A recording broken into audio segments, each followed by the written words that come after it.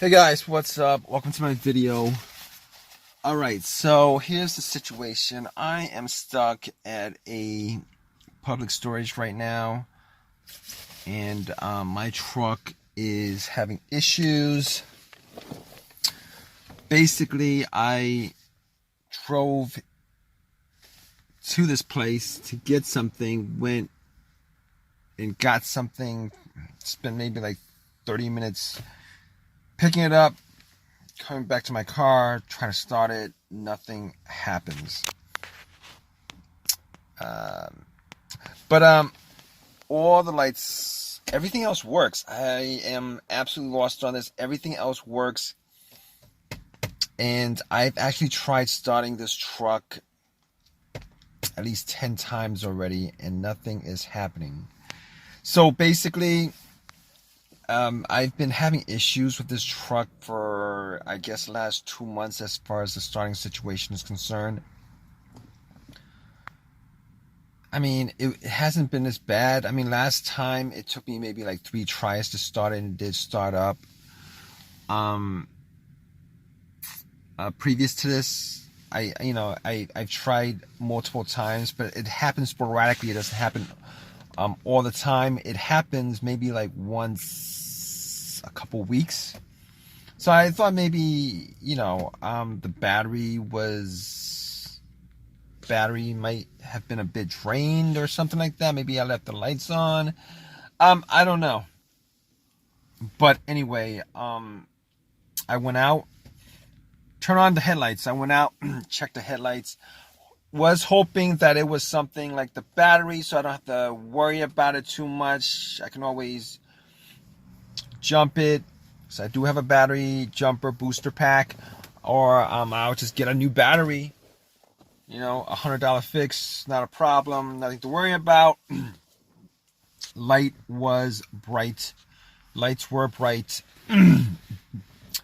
So I'm like, okay, lights were bright. All right, so I was like, okay, I can't be 100% sure it's not the battery. So I took the jumper cables, put on a battery with my booster pack, which is 100% full, by the way. I charged it up a couple weeks ago because of these kinds of situations. I was worried that it might get to the point where maybe my battery is 100% dead. I would need something to pop it.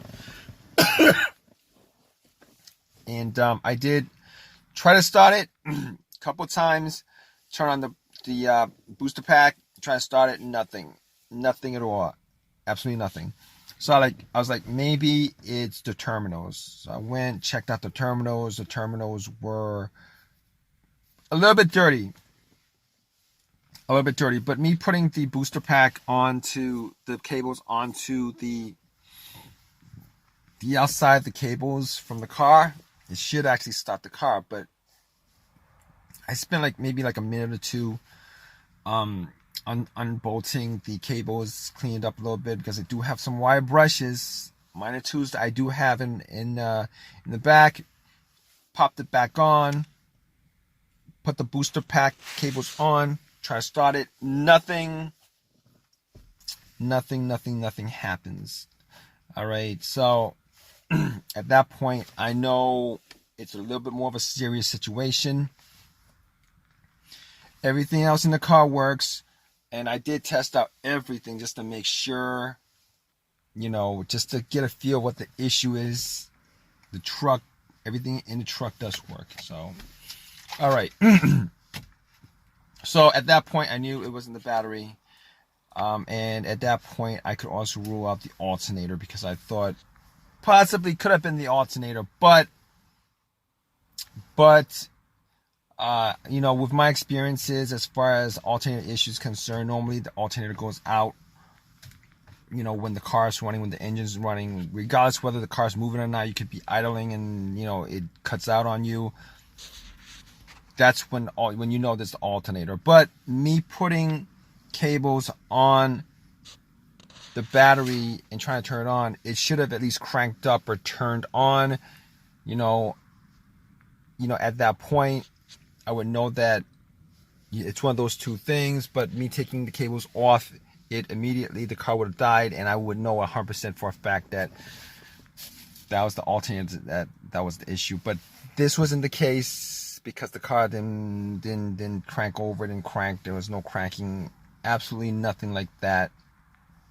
So, and the battery that I have is maybe like a year old. So that's why I didn't change up the battery like the last month or two when I was starting having these issues. Like, could it be the battery? I only had the battery for like a year, so I didn't really worry too much about it. Maybe I was crossing my fingers that it was really nothing much. Okay, so figure out it wasn't the battery, figure it out it wasn't the alternator. What else could it be? Came back to my car, actually turned on everything I could possibly turn on, see if there was anything that I could tell that was causing the issue. But all right, so I'm down to 2 things that I could actually try to diagnose as far as this issue. It could be the relay or the fuse. Now here's the thing, there's a more obvious scenario to this, but all right, I'm just gonna go down the list as far as what the issue is, trying to figure out what the issue is on with something like this. All right, so could it be the relay? Now, relays are really a lot more difficult to test out. Now, I don't have a fuse tester on me. Obviously, the relays, you're gonna have there's at least 3 or 4 different prongs, I guess. Okay, I wasn't going to do that. So, all right, for me to figure out whether it's a relay or not, whether the relay that goes to the starter is the issue, I'd have to do that test. But I'm not going to do it because I've been hearing a click from this truck. Like, every time I try to crank it, I hear a click. Nothing else, no cranks, but I do hear a click. I mean, it gets, it's a very faint click, but I do hear a click. So at that point, I know that there is some kind of electricity going towards the starter. Okay, I know there's electricity going to the starter at that point. So the relay works by relaying electricity from the battery to the starter. So I'm hearing the click from the solenoid. That's what I'm guessing. But the starter motor is not turning over. So it's not the relay. At this point, it's not the relay. I know it's not the relay. So what else could it be? I'm going to, my next option as far as diagnosing this are the fuses. I mean, there's something else. I did check out all the ground wires. All the ground wires looks fine. But let's go to the fuses. As far as the fuses is concerned, I've only had like 2 scenarios where the fuse would keep the car from starting, and both those scenarios were different, from what I'm experiencing in this truck. So the first scenario that I ran into in my experience of car issues, starting issues and stuff like that first instance I've had with fuse issue causing the car not to start was, I got no power from the car that I had when I had this fuse issue. Like, no power meaning that there's nothing on the dash, nothing was working, alarm wasn't working, security wasn't working, radio wasn't working, phone. It was like it's as if the car was dead, which is not this case with this truck, considering everything works. All right, in that case with my prior experience with the fuse issue, that was the main fuse that connected the battery to the fuse box, and that main fuse was the one that was blown. Swapping that out got the car to start. But this is not the case here, considering I am getting power in this truck to everything. I'm getting power to this truck to everything. I said everything works the way it's supposed to work, except that it's not popping on right now. So the other fuse issue I had was an issue where my car worked. Normally it would crank, it would just not turn over. It would crank, it would just not turn over. That was the other fuse issue that I've had as far as cars not starting. So basically, the fuse issue was a blown fuse to the, I believe it was a blown fuse to the fuel pump. All right, and this is not this case here. It's neither of these cases, considering I am getting lights on the dash, everything works, but the car is just not, it's not cranking at all. It's not this truck is not cranking at all. So, okay, it's not either of those fuse situations. It's not a ground wire.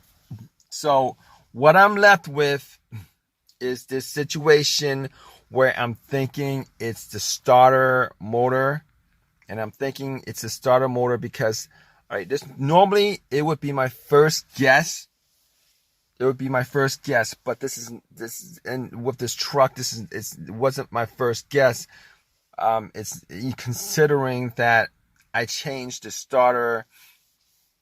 I had a rebuilt starter put in about 8 months ago. 8 months ago, I haven't probably put any more than, I don't know, 10,000 miles on the car on this truck since then. And I was hoping that this wasn't the case.